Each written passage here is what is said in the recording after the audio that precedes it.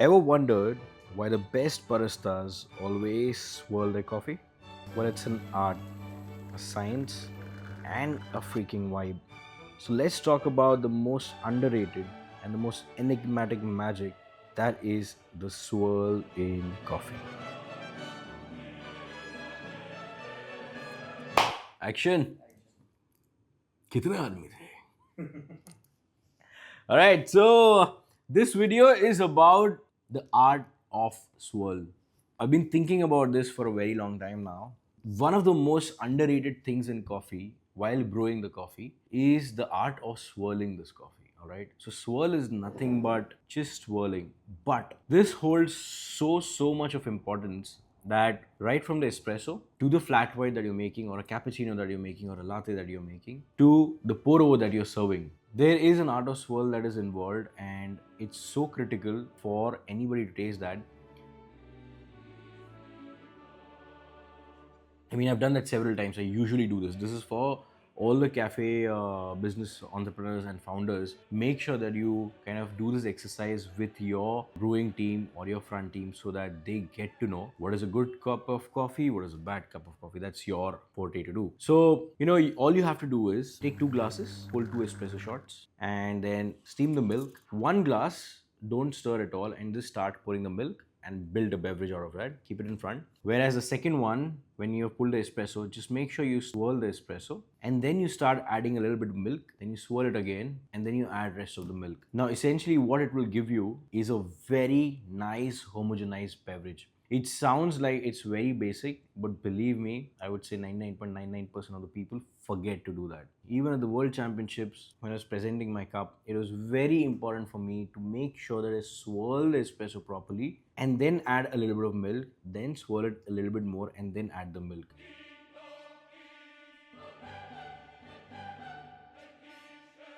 What happens is, here's the science and the logic behind it. Whenever I'm making an espresso, this is an Americano, I know, but imagine this is an espresso, and the espresso is right over here. All right, you pull that espresso. Now, the top layer, as everybody knows, is called a crema, right? Crema happens to be one of the most bitter components of an espresso.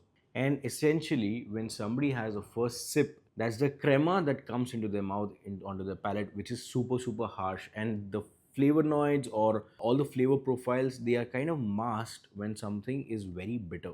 All right, it's almost like करेले को English में क्या बोलते हैं भाई? Chat GPT. What do we call Karela in English? Bitter gourd. So bitter gourd or bitter gourd, whatever you pronounce that. Whenever you have that, it's very bitter.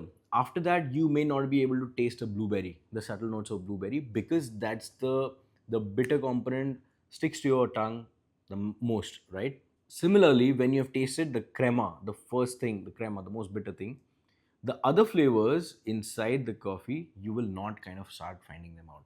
And that is why essentially it's also told, please stir your espresso thrice, all right, at the championship or at the service. So that's a very good habit also, by the way. Anybody who's serving an espresso, that's all fine. You're making an espresso, you're giving a nice espresso palate cleanser, soda next to it, and a small cookie next to it, and a small spoon. What you guys may be forgetting is you are not letting the people know that stir it thrice or 4 times, or swirl it, or mix it, whatever you want to do. Make sure you tell that, because the first thing that comes to your palate is the bitter component. So after that, you won't be able to taste the beautiful flavor profiles. Coming back to this, now let's say this is an espresso, all right? And here is the espresso unmixed one, unswirled one, and I added the milk to that, and I did not swirl, and I just started adding milk to it. Now what will happen is the crema will start bouncing up, all right? So essentially my guest is going to first taste the bitter component of the crema, by which you will not be able to taste the other flavor profiles. The flavor profiles like, I mean, the most ridiculous flavor profiles I've heard over a period of time. That's like upside down pineapple cake. I'm like, that's another topic, but well, I don't know how. However, coming back to the point. So that's what you do when you basically swirl the espresso. That's about the milk beverage. That's about the espresso. But what about the pour overs? Pour over is essentially a black coffee, right? So you can go back to previous videos of mine in which basically I mentioned about what gets extracted.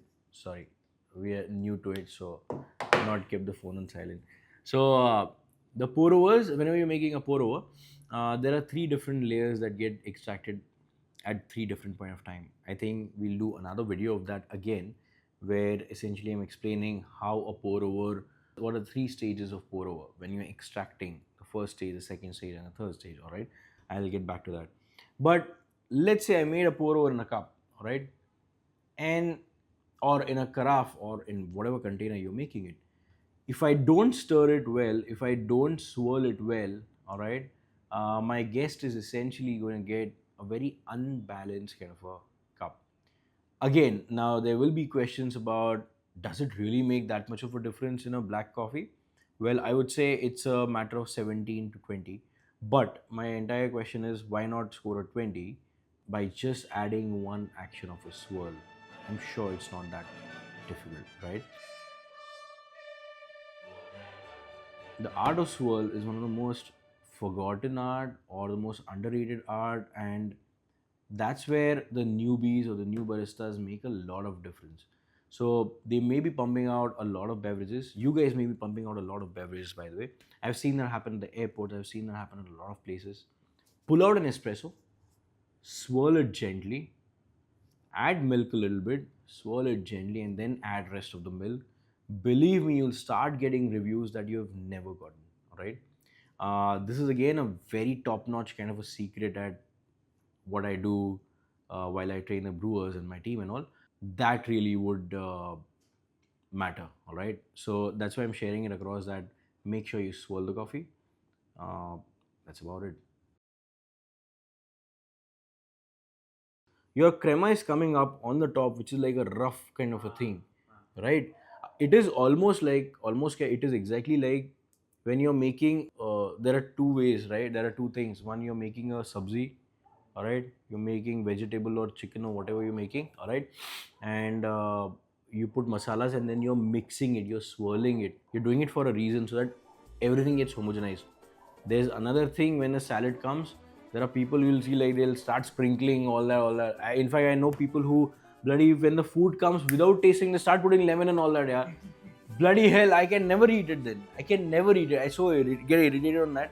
But I mean, point is you taste it na well. Like for example, there are people ketchup के साथ करते हैं, then coffee आता है sugar साथ, मतलब भाई तू पी तो ले, this taste it first, you know. But again, to each their own.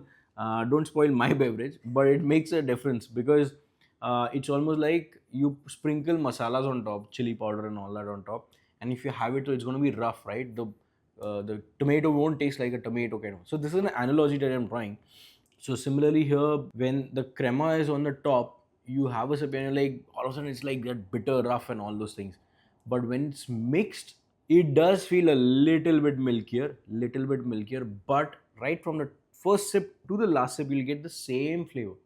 And that's the point of making a coffee, I feel. Right from the first sip to the last sip, you should get a homogenized beverage. Of course, the temperature fluctuation will make the coffee experience or taste experience go different, but that's only that much that you can control, right? You cannot keep the coffee warm at 50 degree all the time. So as the temperature cools down, that's a different topic altogether. But homogenizing makes a huge difference. Huge difference. I think until 2015, I feel 2016 or 7, something like that, I hadn't seen people swirling it. It was only a espresso, and it was believed that you put it. Acha, by the way, there's one more thing, one important thing. When you're making a milk beverage, right, like cappuccino, latte, or anything, and when you swirl it, your latte art will not come as good because the crema or the brown surface has been broken, right? But I wouldn't worry too much about it because for me, and actually for a very large set of public, the latte art is just an aesthetic. After that, if you don't like the beverage, you'll never come to that. So people don't come for the aesthetic nowadays, they come for the taste of the beverage. So I think I'd focus on the beverage taste rather than the crema. Not that it gets completely white from top, you know what I mean? Like if I pull an espresso and if I add milk and if I mix it a little bit, it'll be like a diluted brownish whitish color, and then I add more milk, so the canvas becomes like, it's not camouflaging very well, right? But when you're not breaking the crema and you're pouring, the camouflage is super high, right? There's brown and there's all of a sudden white, there's no beige. So That's the only difference that you'll see, but that's all right because I mean we have not seen people complaining at all. Yeah, that's true. Actually, that's a very good point. Yeah. So Americano, like if you would see, my Americano would never have a crema on top. Because so by the way, let me just break this myth also. This is like a free kind of a thing. Uh, the entire YouTube channel is free, man.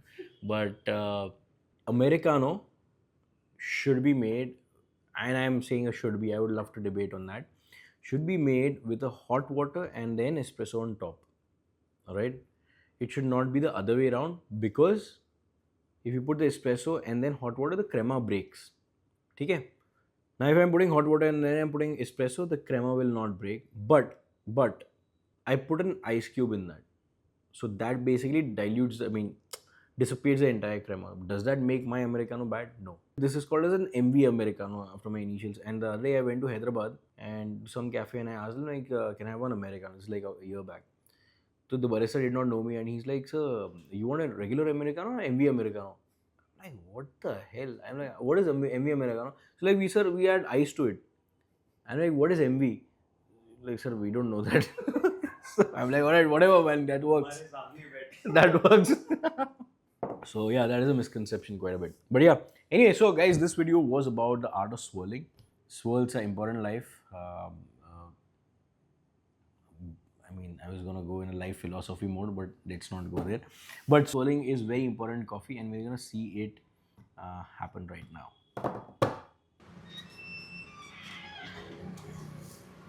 तेरे orders है क्या? Start making orders. No, make the orders and I'll need a machine.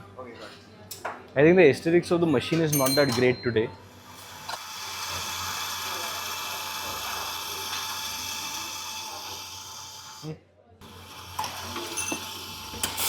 Okay, so what I'm gonna do now is I'm gonna make 2 coffees, but I'll just be mixing one while the other won't be swirled properly. I think this will capture well, na? Okay, so this one is gonna be non-stirred. So if I just put it like this, alright, I'm not gonna stir it. I'm just pouring. So this one is a non-stirred, alright. Whereas while we stir this, we say, I love you. So I'm gonna give you a cup of coffee. You tell me which one is better, which one is not, okay? Don't open your eyes. Have a sip. Front, bring your hand in front. Okay, have a sip. Don't open your eyes. And don't open your eyes. There you go.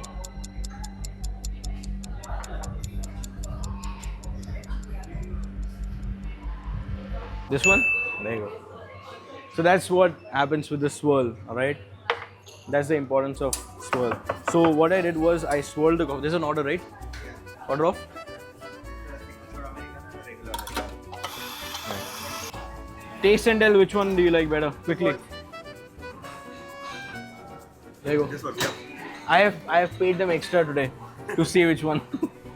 This one is the swirled one. So that's what you do basically. That's what happens with the swirl.